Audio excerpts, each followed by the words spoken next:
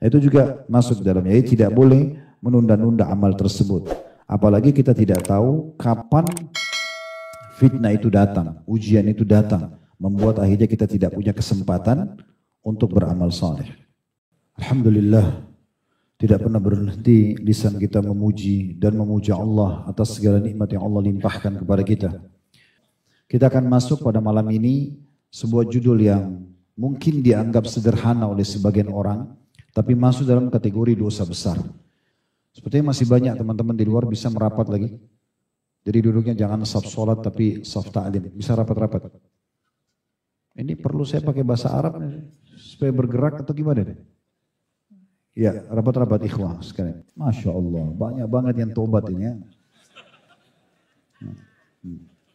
Baik teman-teman sekalian, salah satu ciri khas agama kita itu adalah semangat, ya, semangat, optimis. Kita dianjurkan dalam Islam tidak akan pindah ke satu tahapan yang lebih sederhana selama tahapan yang sempurna bisa. Contoh, kita tidak boleh sholat duduk dalam wajib sementara kita masih mampu berdiri. Kalau sudah tidak mampu baru duduk. Kalau tidak mampu baru tidur, gitu kan? Ada sebuah pesan penting di situ, bahwasanya memang kita diperintahkan untuk selalu melakukan sesuatu yang sempurna dan semangat. Belum lagi kita tahu hadis Nabi SAW, saya tidak suka dengan kalimat pesimis dan saya suka dengan al-fa'al. Dan waktu ditanya apa itu al-fa'al, kata Nabi SAW kalimat optimis. Saya bisa, saya mampu, selalu semangat. Hadis Nabi SAW yang sering kita sampaikan, bagaimana kalau di tangan seseorang dari kalian masih ada bibit tanaman dan dia tahu besok kiamat, tetap dia tancapkan. Bagaimana Abdullah bin Umar radhiyallahu anhu pernah menanam bibit pohon kurma sementara rambutnya sudah uban putih semuanya, jenggotnya putih, umurnya sudah sangat tua. Dan waktu ditanya kenapa Anda lakukan itu, beliau mengatakan kalau tidak bermanfaat untukku atau aku tidak bisa mengambil hasilnya, maka akan bermanfaat bagi orang sesudahku. Dan sekian banyak dalil berhubungan dengan masalah itu. Jadi ini salah satu ciri khas agama kita. Ada seseorang mu'allaf di negeri tetangga kita, saya nonton cuplikannya. Alasan dia masuk Islam, kenapa dia masuk Islam? Dia mengatakan saya menemukan kaum muslimin satu komunitas yang paling cepat keluar dari sebuah permasalahan. Dari kematian, kesedihan kematian, misalnya bangkrutnya usaha. Tidak saya temukan menurut dia orang yang seperti komunitas kaum muslimin. Karena memang agama kita mengajarkan kita tidak boleh putus asa, ya. Sampai kata Nabi SAW, kalau sudah terjadi sesuatu, ucapkan qadarallahu ma syaa fa'al. Allah takdirkan dan Allah lakukan apa yang Allah inginkan. Dan jangan kalian buka pintu lau kalau seandainya, karena itu membuka pintu syaitan. Nah semua ini kalau kita rangkumkan sebenarnya menunjukkan memang dalam Islam kita dilarang untuk menunda-nunda sesuatu yang positif. Ya. Mungkin amal yang Anda tunda itu adalah amal terakhir. Kita coba dengarkan dulu beberapa pendapat ulama berhubungan dengan masalah ini ya. Seperti perkataan Ibnu Qayyim rahimahullah berhubungan dengan masalah ini. Beliau mengatakan sekedar berangan-angan tanpa realisasi ya. Innal mina ra'sul amwal mafalis ya. Sesungguhnya berangan-angan tanpa realisasi dasar dari harta orang-orang yang bangkrut. Jadi kalau dia cuma berangan-angan mau berhasil, mau sukses tapi sama sekali tidak ada upayanya, dia selalu menunda-nunda, besoklah saya baru coba mencari investor, besoklah saya baru mulai sholat duha, besoklah saya baru mulai murajaah, besoklah saya baru dan itu. Ini adalah tanda-tanda kebangkrutan. Orang ini akan kehilangan ya kesempatan yang sangat banyak. Sampai seorang penyair Arab mengatakan, tapi yang kurang lebih artinya dia mengatakan siapa yang lebih tua darimu sehari dan dia memaksimalkan hari itu maka dia lebih banyak pengalamannya. Siapa yang lebih tua sehari dan dia memaksimalkan maka dia lebih banyak pengalamannya 100 hari dari kamu. Ya, jadi sudah banyak ketinggalan seseorang yang banyak menunda-nunda. Seorang penyair Arab juga mengatakan, "Wala tarji amal al-yawmi ila al-ghad, la'alla ghadan ya'ti wa anta faqidu." Jangan pernah kamu menunda-nunda amalan hingga esok hari. Karena bisa saja pada saat tiba esok hari engkau sudah kehilangan peluangnya atau kehilangan kesempatannya. Dan dinukil dari Abu Ishaq rahimahullah, beliau mengatakan ada yang berkata kepada Abul Qais ya, nasihatilah kami, maka beliau mengatakan hati-hati dengan menunda-nunda, mengatakan nanti dan nanti. Al Hasan Basri rahimahullah berkata hati-hati dengan sikap suka menunda-nunda ya. Engkau sekarang berada di hari ini dan bukan di hari esok. Jika hari esok tiba, engkau berada di hari tersebut. Dan sekarang engkau masih berada di hari ini. Jika esok tidak menghampirimu, maka engkau tidak akan menyesali hari ini. Maksudnya kalau dimaksimalkan. Dan tentu banyak sekali statement ulama salaf berhubungan dengan masalah ini. Sampai ada seorang kalangan tabi'in atau tabi'in yang masyhur namanya Abdul Malik. Dia memiliki banyak keturunan, di antaranya keturunannya juga masyhur mengikuti ayahnya menjadi seorang alim yang bernama Abdullah bin Abdul Malik. Dia menukil statement yang menarik bagaimana ayahnya mendidik anak-anaknya. Dia mengatakan, kami kalau dalam perjalanan bersama ayah kami, setiap kali kami sedang jalan di satu titik, maka ayah kami mengatakan bertasbihlah sampai ke pohon sana. Lalu kami bertasbih, entah sudah berapa jumlahnya. Kalau tiba di pohon itu ayah kami akan mengatakan bertakbirlah sampai ke pohon yang di sana. Lalu mereka bertakbir. Terus begitu agar tidak ada waktu yang ditunda-tunda atau amalan yang terlewatkan begitu saja. Jadi begitu luar biasanya mereka coba menjaga dan tidak menunda-nunda amal, ya, tidak menunda-nunda amal. Kecuali kalau kita punya udzur syar'i, itu berbeda. Baik, sekarang saya coba bacakan teman-teman sekalian, apa sebenarnya efeknya kalau kita menunda-nunda amal-amal tersebut. Syekh Muhammad mengangkat di halaman 161 di buku ini, sampai 166 kurang lebih, cukup banyak dalil yang diangkat dalam masalah ini. Di antaranya surah Al-Anfal ayat 25, yang bunyinya, وَاتَّقُوا فِتْنَةً لَا تُصِيبَنَّ الَّذِينَ ظَلَمُوا مِنْكُمْ خَاصَّةً وَاعْلَمُوا أَنَّ اللَّهَ شَدِيدُ الْعِقَابِ. Dan takutlah kalian terhadap fitnah atau musibah yang tidak khusus menimpa orang-orang zalim saja di antara kalian. Dan ketahuilah bahwasanya Allah amat keras siksaannya. Ini bisa bermakna dua ayatnya. Yang pertama, ada orang yang melihat satu orang atau satu komunitas buat kemungkaran lalu dia mengatakan, sudahlah saya nggak mau tegur, biarkan saja, gitu ya. Itu urusan mereka sama Allah. Ini nggak boleh, ya, tidak boleh. Karena dia harus mengingatkan kemungkaran itu. Walaupun semampu dia, kalau bisa dengan tangan, power, bagus, kalau nggak bisa dengan lisan, kalau nggak bisa dengan hatinya. Tapi tidak boleh dia membiarkan. Pernah kita sebutkan hadis Bukhari di mana Nabi SAW mengatakan Jibril pernah diutus oleh Allah mendatangi satu negeri kemudian akan menghukum negeri tersebut. Lalu kemudian ditemukanlah ada satu hamba Allah yang saleh di sana. Lalu Jibril kembali kepada Allah mengatakan, ya Allah ada hambamu si fulan yang saleh. Maka kata Allah Subhanahu Wa Taala, mulailah adab dari dia karena dia tidak pernah menyeru pada kebaikan dan melarang dari kemungkaran, gitu ya. Jadi bermakna itu. Berarti tidak boleh menunda untuk memberhentikan sebuah kemungkaran. Bermakna juga dari ayat ini adalah tidak boleh menunda amal-amal saleh sehingga kita terkategori juga dengan orang-orang yang zalim tersebut dan bisa kena hukuman dengan mereka. Kalau kita sama sekali tidak pernah menegakkan amar ma'ruf nahi mungkar, kita mau masuk surga sendirilah. Mau tetangga kita, teman kita, teman kos, teman kuliah, siapalah partner bisnis, semuanya itu berbuat kemungkaran dan kita biarkan, maka ini berbahaya sekali.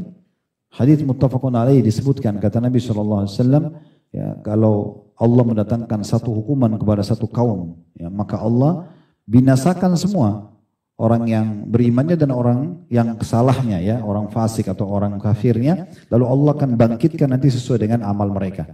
Tapi di sini rincian ulama, orang beriman yang kena ini karena tidak pernah menegakkan amar ma'ruf nahi mungkar, gitu ya. Itu yang diceritakan tentang juga penduduk negeri Ila, ya, di dalam Al-Quran. Tentang mereka yang diubah oleh Allah Subhanahu Wa Taala jadi kerah. Karena mereka dilarang memancing hari Sabtu, mereka mengakali itu. Dengan cara memasang jala di hari Jumat malam, mereka biarkan ikan masuk hari Sabtu, hari Ahad baru mereka panen. Nah di situ terjadi 3 golongan di negeri Ila ini. Ila sekarang masuk di Palestina, ya, namanya Palestina. Jadi pada saat itu ada pengikut Nabi Musa AS tinggal di sana dan mereka dilarang mancing hari Sabtu. Kebetulan profesi mereka adalah nelayan, gitu ya.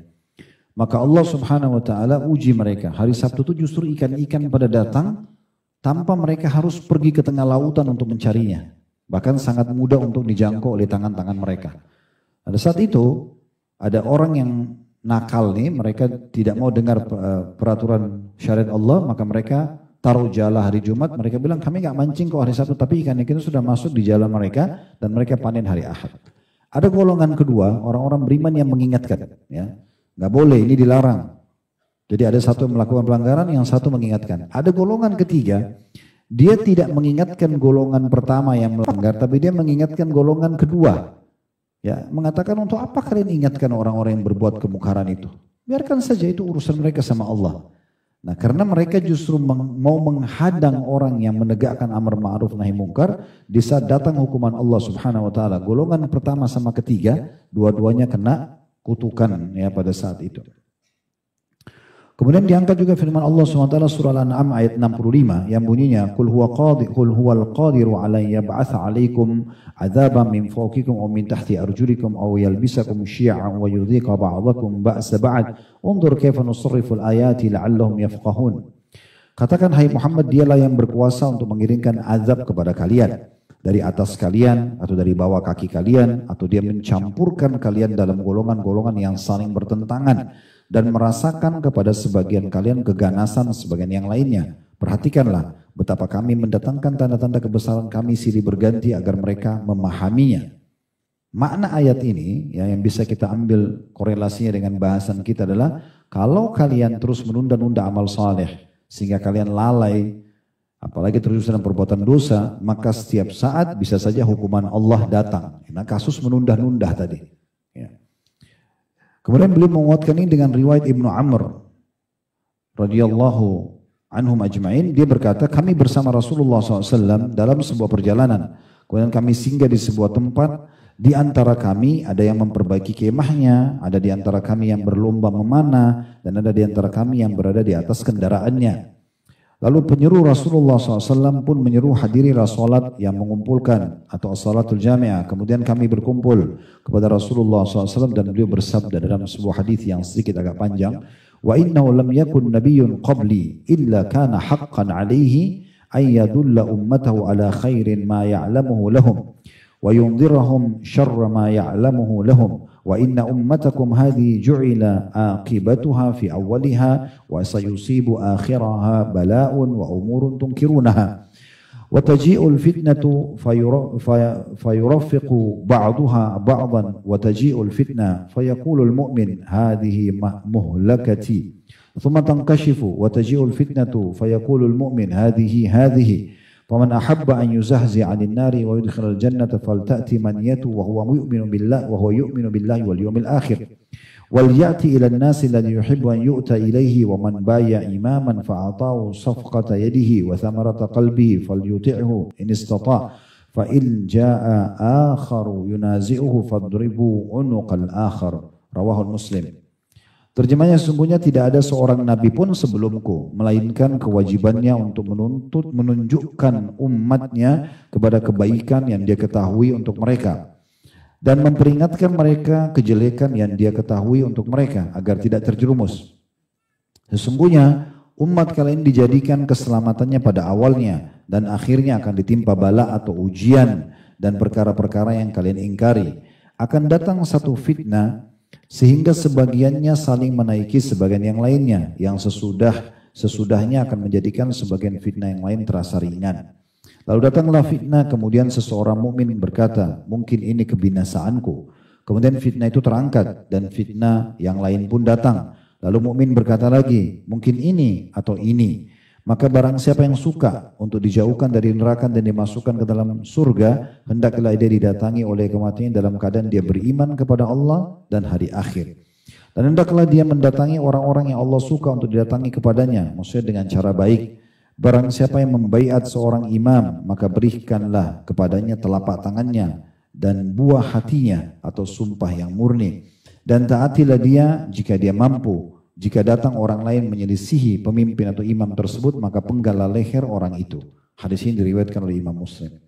Hadis ini kita bagi menjadi beberapa faedah. Yang pertama, adanya informasi dari Nabi SAW tentang kewajiban semua nabi-nabi, yaitu menyampaikan semua amanah syariat, baik itu perintah mengerjakan perbuatan wajib ataupun sunnah hukumnya, dan juga mengingatkan tentang larangan, baik itu haram ataupun makruh kepada umatnya. Masalah mereka terima tidak terima itu bukan tugasnya nabi-nabi. Tugas mereka, kata Allah SWT kepada nabinya Muhammad SAW, ma'alaika ilal balagh, tugasmu hanya menyampaikan. Ya. Begitu juga Nabi SAW menyampaikan waktu Ibrahim AS diperintahkan oleh Allah untuk menyampaikan panggilan haji buat manusia. Beliau mengatakan, wa ma yablughu sauti, sampai di mana suaraku? Lalu Jibril mengatakan, ma 'alaika illal balag, tugasmu hanya menyampaikan. Lalu Ibrahim alaihissalam memanggil orang-orang haji, kemudian suaranya disampaikan oleh Allah Subhanahu wa taala. Jadi intinya semua nabi-nabi punya kewajiban dan mereka tidak akan diwafatkan sampai menyampaikan semua yang diamanahkan.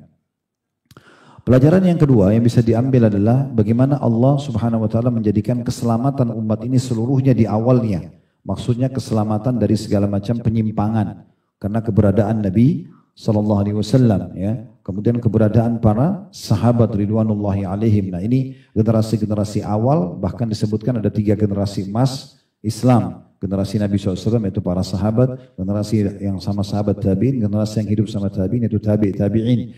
Dikenal dengan 3 qurun mufaddalah atau 3 abad yang terpilih, ya. Maka itu dianggap memang awal-awal mereka banyak selamat, ya, karena memang kedekatannya dengan Nabi alaihi salatu wassalam. Kemudian beliau mengingatkan nanti akan ada masalah ujian pada akhir umat ini. Karena kalian akan lihat banyak sekali yang kalian pungkiri, ya, dan terjadi banyak fitnah. Ya, di sini rincian ulama banyak sekali tentang masalah ini, ya. Penyimpangan-penyimpangan agama, baik orang yang terjerumus jelas pada dari Islam kepada kemurdatan, kemusyrikan, atau dari perbuatan maksiat umumnya, tidak sampai keluar dari Islam, perzinahan, khamr dan segala macam, atau juga termasuk dalamnya adalah mereka melakukan perbuatan-perbuatan yang tidak ada dalam syariat, sehingga ini masuk semua dalam perbuatan-perbuatan yang melahirkan fitnah di tengah-tengah umat Islam. Dan orang-orang yang berpegang teguh pada syariat akan mengatakan, mungkin aku akan binasa, atau bahkan berharap bisa binasa di waktu itu, ya, supaya mereka tidak masuk dalam fitnah. Kemudian pelajaran yang ketiga yang bisa diambil adalah bagaimana Nabi SAW memberikan kata kunci. Kalau ingin selamat, maka ini yang jadi saksi bahasan kita, ya. Jangan seseorang di antara kalian meninggal dunia kecuali dalam kondisi dia beriman kepada Allah dan hari akhir. Tentu ini diikuti dengan amal saleh, ya, dengan amal saleh. Dia tidak menunda-nunda amal salehnya, dia ikuti dengan keimanan dan amal saleh.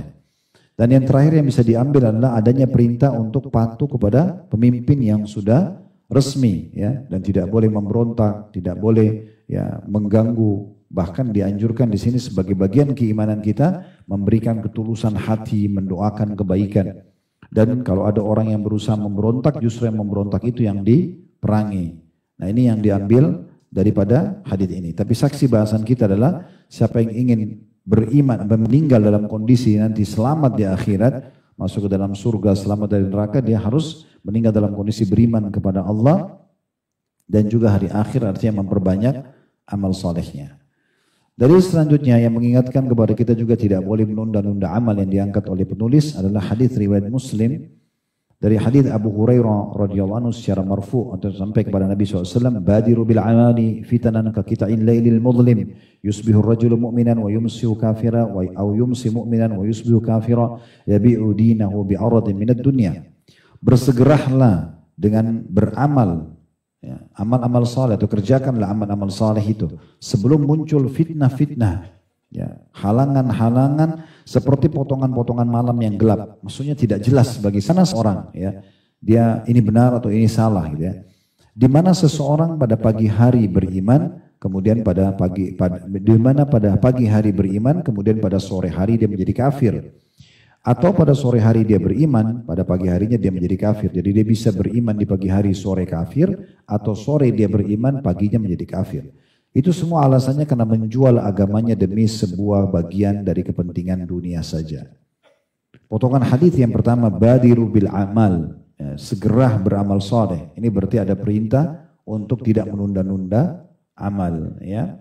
Jadi dimulai dari amal wajib di sini tentunya. Sudah kita berikan tadi beberapa contohnya. Nanti insya Allah di bahasan dosa besar yang akan datang itu kita bahas khusus tentang masalah menunda sholat dari waktunya, ya. Sengaja saja, nunda-nunda, nanti aja, duhur misalnya. Pas azan asar baru mau sholat. Nah, ini yang Allah mengatakan, fawailun lil musallin, kecelakaan dan kebinasaan, siksaan bagi orang-orang yang sholat, alladzina an sholatihim sahun. Mereka lalai dari sholat-sholat mereka. Contohnya, itu juga masuk dalamnya. Jadi tidak boleh menunda-nunda amal tersebut. Apalagi kita tidak tahu kapan fitnah itu datang, ujian itu datang. membuat akhirnya kita tidak punya kesempatan untuk beramal saleh. Kemudian dalam hadis selanjutnya diangkat oleh beliau, masih hadis riwayat Muslim dari Ma'qil bin Yasar radhiyallahu anhu, secara marfu atau sampai kepada Nabi SAW, al-ibadatu fil harji kahijrati ilayya. Ibadah dalam masa fitnah, masa sulit dan kekacauan seperti hijrah kepadaku. Dan ini juga diriwayatkan oleh Imam Muslim. Tentu yang pegang bukunya ada footnote di bawah ya, nomor hadisnya lengkap disebutkan oleh penerbit tentunya. Di sini maksudnya adalah ibadah tetap tidak boleh ditunda, walaupun dalam kondisi susah, genting. Fitnah itu kayak susah, ya. Terjadi peperangan, terjadi kekacauan, terjadi bencana alam. Nah, itu juga fitnah. Tetap juga dianjurkan beribadah. Bahkan di saat genting-genting seperti itu, lalu seseorang tetap beribadah, dia tidak menunda amalnya, maka pahalanya sama dengan hijrah ya kepada Nabi SAW. Tentu hijrah ini besar sekali pahalanya. Seperti kasus teman-teman sahabat Nabi dulu yang hijrah dari Mekah ke Madinah pada saat diwajibkan di awal fase hijrah dari Mekah ke Madinah yang dikenal dengan muhajirin. Itu pahalanya sangat besar karena mereka hijrah ke Madinah. Dan Allah SWT sebutkan dalam surah An-Nisa, surah nomor 4 ayat 100 ya. Wa may yuhajir fi sabilillah yajid fil ardi muragaman katsiran wa sa'ah al-ayat. Dan siapa yang hijrah di jalan Allah, maka dia akan mendapatkan muragaman dan sa'ah. Dua-duanya ini kelapangan dada, kelapangan rezeki, peluang, ya, kebahagiaan hidup. Banyak sekali perkataan ulama-ulama tafsir tentang masalah ini. Tapi itu manfaat orang berhijrah. Dan juga bagaimana Nabi SAW berkata kepada Amr bin As radhiyallahu anhu pada saat beliau masuk Islam, beliau kasih syarat, saya mau syarat ya Rasulullah. Kata Nabi SAW, apa syaratnya? Diampuni dosaku. Maka Nabi SAW tersenyum sambil mengatakan, apakah kau belum tahu hai Amr, bahwasanya dengan masuk Islam dosa-dosamu yang lalu diampuni. Kemudian beliau sebutkan, begitu juga orang yang hijrah ya akan mengampuni dosa-dosa yang sebelumnya, dan haji juga mengampuni dosa-dosa sebelumnya. Jadi memang di sini diberikan keutamaan bagi orang yang tetap tidak menunda amalnya di saat-saat genting, apalagi kalau lagi di saat santai gitu ya, maka itu akan mendapatkan pahala yang sangat besar. Selanjutnya dalam riwayat Bukhari Muslim dari hadis Hudzaifah radhiyallahu anhu bahwa Umar berkata, siapakah di antara kalian yang hafal dengan sabda Rasulullah SAW tentang fitnah-fitnah, adanya halangan-halangan nanti yang membuat orang susah untuk beribadah? Maka Hudzaifah berkata, aku. Maka dia pun berkata, ayo sebutkan, sungguh engkau sangat kuat menghafalnya. Karena biasanya hadis tentang fitnah ini, apalagi fitnah akhir zaman itu panjang-panjang. Maka Hudzaifah berkata, aku mendengarkan Nabi SAW bersabda, fitnatul rajulu fi ahlihi wa mali wa waladihi wa jarihi tukaffiruha as-salatu was-siyamu was-sadaqatu wal amru bil ma'ruf wan nahyu 'anil munkar. Faqala laysa hadhi urid innama uridu allati tamuju ka mawjil bahr. Faqultu ma laka wa laha ya amiral mu'minin inna bainaka wa bainaha baban mughlaq atau mughlaqa. Faqala yuftahul bab aw yuksar. Qultu bal yuksar. Qala dzalika ajdaru alla yughlaq. Faqultu li Hudzaifah akana Umaru ya'lamu manil bab? Qala na'am kama ya'lamu anna duna gadin layla inni haddathtuhu hadithan laysa bil aghalid. Fahibna an nas'alahu min manil bab faqulna limasruqin as'aluhu fasa'alahu faqala Umar. Ini cukup panjang riwayatnya, terjemahannya adalah kata Nabi SAW, fitnah atau ujian seseorang pada keluarganya akan datang nanti masa di mana seseorang tersibukkan dengan keluarganya sehingga dia kerepotan untuk mengerjakan ibadah, atau tersibukkan dengan hartanya, bisnisnya, sampai dia lupa majelis ilmu, dia tunda sholat dan segala macam, atau anak-anaknya, atau bahkan tetangganya. Dan itu sebenarnya masih bisa dimaafkan kalau seseorang tetap menjaga sholatnya, puasanya, sedekahnya, amar ma'rufnya dan nahi mungkarnya. Maka Umar ini yang jadi saksi bahasan di sini ya. Lanjutan hadis ini sebenarnya adalah penulis ingin menukil lengkap riwayatnya, tapi saksi bahasan kita di sini artinya jangan sampai menunda-nunda amal soleh, termasuk di masa-masa genting, masa fitnah sedang terjadi. Kemudian Umar berkata, bukan hadis itu yang aku inginkan. Aku hanya ingin hadis tentang fitnah yang menggoncangkan seperti ombak samudra. Maksudnya ada hadis Nabi yang menjelaskan nanti akan terjadi peperangan, akan terjadi kekacauan, akan terjadi dan itu. Saya ingin hadis itu yang seperti ombak yang datang menyerang umat ini gitu. Maka Hudzaifah mengatakan, ada apa antara anda dan fitnah itu, wahai Amir Mukminin? Sesungguhnya antara anda dengan fitnah itu ada sebuah pintu yang tertutup. Jadi sebenarnya Hudzaifah sama Umar dua-duanya saling faham nih. Yang lain orang banyak tidak faham tentang masalah yang dimaksudkan di sini. Maka Umar berkata, apakah pintu itu akan terbuka sendiri atau dirusak? Maka kata Hudzaifah, dirusak. Kemudian Umar berkata, kalau begitu pintu itu pantas untuk tidak tertutup lagi. Nah, supaya saya ringkaskan saja, yang dimaksud dengan pintu di sini adalah kematian Umar radhiyallahu anhu. Karena memang selama Umar hidup, maka tidak ada fitnah terjadi di tengah-tengah umat. Setelah Umar meninggal dunia, terjadilah prosesi pembunuhan Utsman, munculnya kaum Khawarij, terjadi peperangan di antara Ali dan Muawiyah, Ali dengan Aisyah, pasukan yang dikenal dengan pasukan Jamal, itu kisah panjang dan seterusnya. Itu karena terjadi atau terjadinya setelah meninggalnya Umar radhiyallahu anhu. Makanya Hudzaifah bilang, untuk apa anda bertanya itu Amir Mukminin? Sementara antara anda sama fitnah itu nanti ada pintu. Umar sudah paham kalau itu dirinya. Maka Umar tanya, pintu itu dirusak? Maksudnya saya nanti dibunuh atau memang terbuka sendiri? Saya mati biasa aja. Maka kata Hudzaifah, dirusak. Umar sudah paham itu. Maka kata Umar, kalau begitu sudah pantas pintu yang dirusak itu tidak bisa ditutup lagi. Kemudian kata perawi, aku bertanya kepada Hudzaifah, apakah Umar mengetahui siapa pintu itu? Hudzaifah mengatakan, iya, sebagaimana dia mengetahui bahwa malam adalah sebelum besok siang. Maksudnya sebagaimana ini malam, ini datang sebelum besok pagi. Pasti malam dulu baru besok pagi. Seperti terangnya orang tahu setelah malam besok pagi, begitu Umar tahu siapa pintu itu. Kemudian dikatakan, sesungguhnya aku menceritakan hadis ini kepadanya semisal hadis yang tidak tersembunyi atas Umar. Kemudian kami perawi merasa segan untuk bertanya kepada Hudzaifah siapakah pintu itu. Dan kami berkata kepada Masruq, salah satu tabi'in, tanyakan Hudzaifah. Kemudian dia pun menanyakan kepada Hudzaifah dan Hudzaifah mengatakan pintu itu adalah Umar.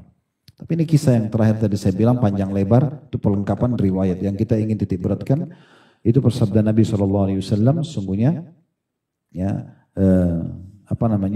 tadi ya fitnah terjadi ya, dan harusnya seseorang menjaga sholatnya dan ibadah-ibadahnya. Selanjutnya hadis riwayat Muslim diangkat juga oleh beliau dari hadis Abu Bakar radhiyallahu anhu secara marfu atau sampai kepada Nabi SAW, innaha satakunu fitan ala thumma takunu fitnah al-qaidu fiha khairu minal mashi wal mashi fiha khairu minas sa'i ilaiha ala fa idza nazalat aw waqa'at faman kana lahu ibilun falyulhaq bi ibilihi atau falyalhaq bi ibilihi wa man kanat lahu ghanamun falyalhaq bi ghanamihi wa man kanat lahu ardun falyalhaq bi ardihi. Faqala rajul ya Rasulullah ara'aita man lam yakun lahu ibilun wala ghanamun wala ard. Qala ya'midu ila sayfi fayaduqqu ala haddihi bihajarin thumma liyanju in istata'a an-najah. Thumma qala Allahumma hal ballagtu? Qalaha thalathan. Faqala rajul ya Rasulullah ara'aita in ukrihtu hatta yuntalaq bi ila ahadis saffaini fayadribuni rajulun bisayfi aw yaji'u sahmun fayaktuluni. Qala yabu'u bi ithmika wa ithmihi wa yakunu min ashabin nar. Terjemahannya kata Nabi SAW, akan terjadi fitnah-fitnah, akan banyak nanti fitnah yang terjadi yang membuat mungkin orang lalai dari amal-amal saleh. Maka jangan tunggu itu terjadi. Di waktu masih lowong kayak sekarang, cuaca bagus, negara aman dan segala macam ibadah segera. Ya, kalau kayak teman-teman kita sekarang di Palestina, mereka kerepotan. Cuplikan terakhir yang sampai kepada kami itu, mereka tinggal di kemah itu sekecil, cuma pakai kertas biasa. Sudah itu tempat tidur mereka, sudah itu kamar mandi mereka, sudah itu dapur mereka, sudah segala macam. Mereka kerepotan untuk bersuci saja susah sekali. Ya, itu contohnya terjadi hal-hal yang di luar prediksi orang. Nanti kalau sudah seperti itu susah untuk ibadah. Tapi tetap dianjurkan tentu menjaganya ya. Akan terjadi fitnah-fitnah, ketahuilah. Ya, kata Nabi SAW, kemudian akan terjadi satu fitnah. Orang yang duduk pada masa fitnah itu lebih baik daripada orang yang berjalan. Orang yang berjalan pada masa itu lebih baik daripada orang yang berlari kecil. Dan ketahuilah jika fitnah itu telah turun atau terjadi, maka barang siapa yang mempunyai unta, hendaknya dia menetapi untanya. Barang siapa yang mempunyai kambing, maka hendaklah dia menetapi kambingnya. Barang siapa yang mempunyai tanah, maka hendaklah dia menetapi tanahnya. Kesimpulannya hadis ini tentang masalah fitnah kalau terjadi keributan. Ini banyak ulama menarik hadis ini terjadi pada saat peperangan antara sahabat terjadi, ya, antara Muawiyah sama Ali, gitu kan? Waktu terjadi, kita tidak tahu di sini takbir sana takbir, siapa yang kita ikutin nih? Ya, terjadi fitnah-fitnah begitu. Kalau terjadi seperti itu kita tidak tahu kelompok mana yang benar, mana yang salah, lebih baik kita berlepas diri. Nabi SAW mengingatkan kalau ada unta bersama untanya saja, ada kambing menetapi kambingnya. Udah urus saja kambing itu atau unta itu. Ada tanahnya menetap di rumahnya, udah jangan keluar. Seorang sahabat mengatakan, ya Rasulullah, apa pendapat anda tentang orang yang tidak punya unta, tidak punya kambing, tidak punya tanah? Kata Nabi SAW, dia pergi kepada pedangnya, kemudian dia memukulkan bagian tajam pedangnya pada sebuah batu. Kemudian dia lari dengan segera jika dia mampu. Maksudnya tidak ikut-ikutan dalam fitnah itu. Ya, ada orang biasa gitu tawuran misalnya ikut-ikutan main serang sana sini hanya karena fanatik kelompok, tidak paham. Mungkin dia salah, mungkin dia benar, tidak tahu kita, tidak jelas ya. Maka jangan ikut-ikutan dengan hal seperti itu. Lalu seseorang bertanya, wahai Rasulullah, apa pendapat anda jika aku dipaksa hingga aku dibawa ke salah satu dari dua barisan pasukan untuk berperang? Mau nggak mau? Ya. Kemudian seseorang membunuhku dengan pedangnya atau datang satu anak panah hingga akhirnya membunuhku. Maka dia berkata, ya kata Nabi SAW, dia orang yang memaksamu itu akan kembali membawa dosamu dan dosanya. Dan dia termasuk penduduk neraka. Hadis riwayat Imam Muslim. Kalau kita ambil sebenarnya benang merah dari riwayat ini adalah bagaimana seseorang itu menghindari ya fitnah-fitnah yang bisa membuat dia terlalaikan dari ibadah, gitu kan? Karena fitnah-fitnah terjadi di masa-masa fitnah kita tidak tahu mana benar mana salah, sudah fokus saja ibadah. Bahkan ada hadis yang menganjurkan kita memperbanyak waktu di rumah kalau tidak ada sesuatu yang mendesak ya untuk keluar, walaupun fitnah sedang tidak terjadi. Sehingga kita selamat dari bahayanya orang dan orang pun selamat dari bahaya kita. Kalau ada hajat silakan, majelis ilmu, mendesak cari nafkah, apalah segala macam ke rumah sakit mungkin. Tapi kalau tidak, membuang waktu di luar rumah sehingga tidak ada manfaatnya, bahkan bisa membahayakan orang atau kita kena bahayanya orang lain, ini termasuk adalah larangan di dalam syariat Allah Subhanahu wa taala. Kemudian beliau mengangkat dalil terakhir dalam buku ini, hadis riwayat Abu Daud dari Sa'ad radhiyallahu anhu. Tepatnya ini Sa'ad bin Abi Waqqas. Ya. Beliau bertanya, ya Rasulullah, ara'aita in dakhala alayya baiti wa basata yadahu liyaqtulani. Faqala kun ka khairi ibn Adam. Wa tala hadhihi al-aya la in basatta ilayya yadaka litaqtulani ma ana bi basit yadi ilayka liaqtulak inni akhafu Allah rabbal alamin. Wahai Rasulullah, bagaimana pendapat anda jika ada seseorang yang masuk ke rumahku dan membentangkan tangannya untuk membunuhku? Maka di masa-masa fitnah itu, sedang terjadi fitnah, ada orang begitu. Maka kata Nabi SAW, jadilah engkau seperti salah satu dari dua anak Adam yang paling baik. Kisah Qabil dan Habil. Ya. Kemudian beliau membaca firman Allah SWT dalam surah Al-Maidah ayat 28, sungguh kalau kamu menggerakkan tanganmu kepadaku untuk membunuhku, aku sekali-kali tidak akan menggerakkan tanganku kepadamu untuk membunuhmu. Sesungguhnya aku takut kepada Allah, Rabb semesta alam. Ya. Ini karena kasus ya, dua anak Adam, yang satu karena hasad pada saudaranya, kemudian dia mengancamnya untuk membunuhnya. Karena banyak kisah, nanti kita sampaikan insya Allah di kisah Nabi Adam alaihissalam, karena banyak kasus di situ ya. Masalah sedekahnya yang diterima oleh Allah, sementara adiknya diterima, dia tidak diterima. Pernikahan ya dengan wanita saudara mereka, waktu itu masih ada pernikahan ya dengan saudara karena belum ada manusia selain mereka, menikah dengan saudari yang lebih cantik misalnya, maka membuat hasad, akhirnya dia mengancam saudaranya untuk membunuh. Tapi adiknya sangat bijaksana karena dia tahu kalau dia melawan membunuh nanti malah jadi masalah ya, nanti malah jadi masalah buat dia. Maka dia pun mengatakan, kalau kau ingin membunuhku saya tidak akan melawan, saya berharap ya kau akan mencatat mengambil dosa dari sisi Allah Subhanahu wa taala. Maka dia selamatkan dirinya. Ini kebetulan hadis ini diangkat di dalam masalah fitnah, namun kita bisa tetap menarik benang merahnya dalam masalah menunda-nunda amal. Artinya kalau selama masih ada kesempatan beramal, lakukanlah. Jangan sampai masa-masa genting nanti sulit untuk beribadah, baru kemudian kita tidak memaksimalkannya. Nah di sini cukup banyak juga hadis penguat ya. Sampai sini dalilnya terakhir yang diangkat oleh penulis. Ada hadis Nabi SAW tentang kita disuruh memaksimalkan masa muda ya, sebelum tiba masa tua, masa sehat sebelum tiba masa sakit, gitu. Masa kaya sebelum tiba masa miskin. Semua ini menandakan memang kita harus memaksimalkan kesempatan. Mungkin sekarang kesempatannya belum tentu sama dengan yang akan datang. Saya pernah berbagi kisah ini, saya ingatkan kembali. Satu waktu saya pernah menjenguk sahabat ayah saya di Makassar. Dua-duanya sudah meninggal, ayah dan juga beliau sudah meninggal, rahimahumullah semuanya. Saya berkunjung ke rumah itu karena biasanya kalau ke Makassar dulu, waktu ayah saya masih itu, saya sering temani beliau. Beliau mau kemana, saya temanin, coba ke temannya, ke memenuhi hajatnya ke pasar dan seterusnya lah. Maksudnya pasar itu toko-toko yang dibutuhkan. Satu waktu kami datang ke temannya dan temannya itu diketeter karena kencing, sering keluar air kencing, jadi pakai alat gitu ya, di atas ranjang. Sambil ngobrol saya dengarkan, orang tua ngobrol saya dengarkan, kecuali kalau saya ditanya baru saya respon gitu ya, sebagai bentuk penghormatan terhadap mereka. Pas azan asar, saya pamit, maaf, saya bilang Ami, saya panggil Ami paman, saya pamit dulu untuk ke masjid sholat. Dia bilang silakan, ada masjid dekat sini, saya ke masjid dekat rumah. Selesai sholat saya balik, waktu saya balik ke situ beliau mengucapkan kata-kata saya selalu jadikan pegangan sampai sekarang ya. Bagaimana perkataan ini sebenarnya harus diambil pelajaran. Ya, kata-kata hikmah, mungkin dia tidak bermaksud apa-apa, tapi bisa kita jadikan sebagai hikmah buat kita. Dia mengatakan, nak dulu waktu saya masih muda seperti kamu, saya tidak pernah juga tinggalkan masjid. Tapi sekarang keadaan saya sudah begini. Saya udah nggak bisa buat apa-apa. Kalau mau kondisi sakit, nggak bisa lagi, gitu kan. Terus saya berpikir merenung pada saat itu, iya ya, kenapa harus menunggu yang kita tidak pernah tahu. Mungkin beliau tidak pernah tahu di umur itu akan diketeter atau akan stroke atau apalah ya. Jadi mumpung masih ada kesempatan, kenapa kita tidak maksimalkan? Kenapa kita tidak beribadah? Kenapa harus ditunda-tunda ibadah itu? Sementara memang peluangnya masih ada. Dan berapa banyak kesempatan kita untuk bersedekah misalnya, orang miskin selalu kita tunda. Udahlah nanti aja. Bisikan syaitan mengatakan masih ada orang di depan sana mungkin yang lebih butuh. Padahal mungkin orang ini terakhir, mungkin berapa langkah setelah itu meninggal dunia, kan gitu. Kita meninggal dunia atau dia meninggal dunia, hilang peluang itu. Padahal di detik itu bisa dicatat ya kesempatan amal itu.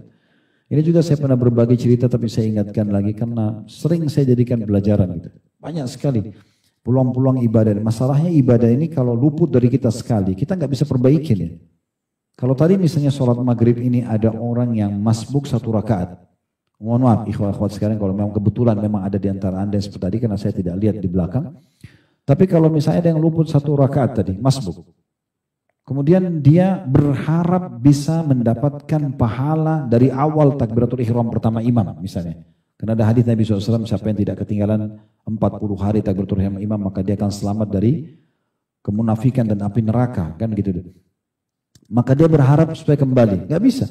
Dia bahkan tidak bisa nego sama imam kembali ke takbiratul ihram supaya saya tidak masbuk. Dan akan dicatat di buku amal dia sudah terlambat di sholat maghrib, di hari itu, di tempat itu selamanya sampai hari kiamat. Nggak bisa diperbaiki. Ini salah satu penyebab orang kalau kadang-kadang suka menunda-nunda atau menganggap remeh. Maksudnya kan supaya tidak telat, ya uduk jauh sebelum azan. Jangan tunggu azan, ngobrol kosong dulu sama temannya, nanti azan baru dia mau uduk. Ya pasti kehilangan. Kehilangan sholat qobliyah, kehilangan doa antara azan dan iqamah, kehilangan saf awal kalau laki-laki itu keutamanya besar, kehilangan takbiratul ihram pertama imam. Banyak sekali luput dari dia. Takbiratul ihram pertama imam sudah dicatat pahala oleh malaikat, iftitah lewat, al-fatihah lewat, dan itu banyak sekali pahala yang lewat. Dan ini kan beda sekali pahala itu contohnya. Saya pernah begitu, kedatangan tamu di rumah di Condet, seorang ikhwah, dia bertamu kemudian kami ngobrol, subhanallah saya luput mengikuti perkembangan waktu transisi, kalau tidak salah baru datang dari safar, jadi saya tidak ikut, saya pikir waktu azan duhur itu jam 12 lewat 10, dia mundur sebelum jam 12 sudah azan. Saya ngobrol, mikrofon masjid dekat rumah, kebetulan mati, ya. Nggak nyala gitu, terus saya tunggu sampai jam 12.10 kok belum azan. Saya bilang sama dia, akhi kita ke masjid aja dulu. Saya boncengan motor sama-sama. Pas tiba di masjid, masuk di pintu masjid, imamnya sudah sujud rakaat pertama. So, saya sambil jalan ke saf pertama itu sambil saya introspeksi diri. Subhanallah, ini luput dan tidak bisa saya perbaiki ini. Satu kali takbiratul ihram yang luput ini. Dan rakaat pertama ini akan dicatat sampai hari kiamat. Khalid Basalamah ini telat 1 rakaat di salat itu. Tidak bisa diperbaiki. Itu bahayanya ya.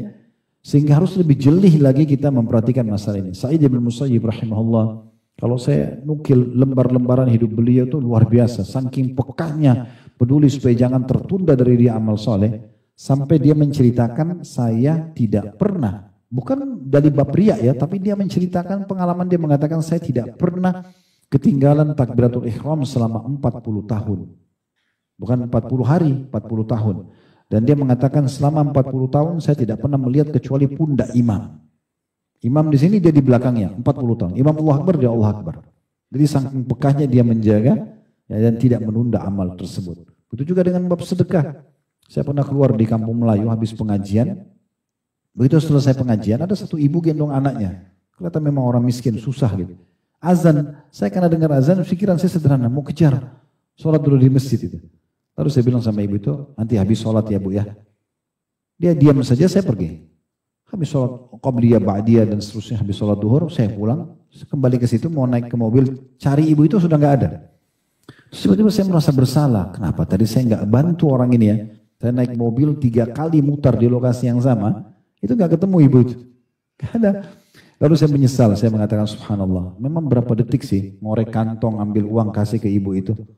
Kan tidak terlalu lama jedahnya, kita bukan sedang mau bacain buku yang lama misalnya. Cuma ngorek kantong, kasih uang, habis itu kita jalan. Tidak ketinggalan juga harusnya. Tapi kesempatan itu hilang. Mungkin antum mengatakan ada kesempatan sedekah lagi, kesempatan orang. Iya, tapi orang ini di detik itu Allah sedang berikan kita kesempatan untuk bersedekah pada dia. Nah, contoh juga sebagai penutup ini, sudah masuk waktu azan. Kalau teman-teman kita di depan mata sedang melakukan amal saleh, jangan cuma nonton. Contoh misalnya antum lagi naik mobil sama teman di lampu merah, ada orang miskin minta, misal. Kemudian teman antum buka jendela kaca, dia ingin memberikan sedekah. Kebanyakan kita kalau ada di sebelahnya buat apa?